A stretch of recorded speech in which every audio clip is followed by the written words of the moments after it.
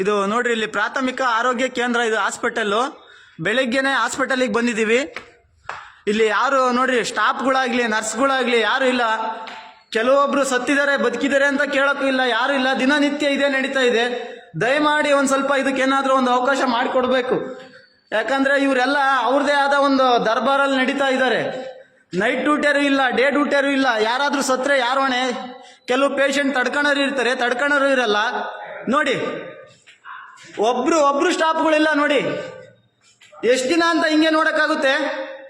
ನೋಡ್ರಿ, ಡಾಕ್ಟರ್ ಯಾರೋ ಗೊತ್ತಿಲ್ಲ, ಸಿಸ್ಟರ್ಗಳು ಯಾರೋ ಗೊತ್ತಿಲ್ಲ, ಒಬ್ಬೊಬ್ರು ಇಲ್ಲ ನೋಡಿ. ನಮ್ದು ಹಾಸ್ಪಿಟ್ಲ್ ವ್ಯವಸ್ಥೆ ನೋಡ್ರಿ ಹೆಂಗಿದೆ. ಹೆಚ್ಚು ಕಮ್ಮಿ 1 ಅವರ್ ಆಯ್ತು ನಾವು ಪಾಪು ಕರ್ಕೊಂಬಂದು. ಏನಾದ್ರು ಹೆಚ್ಚು ಕಮ್ಮಿ ಆದ್ರೆ ಯಾರು ಹೊಣೆ? ದಯಮಾಡಿ ಎಲ್ಲ ಬರಬೇಕು. ನೋಡಿ, ಒಬ್ರು ಇಲ್ಲ, ಇಡೀ ಹಾಸ್ಪಿಟಲ್ ತುಂಬಾ ಇದೆ ನೋಡ್ರಿ.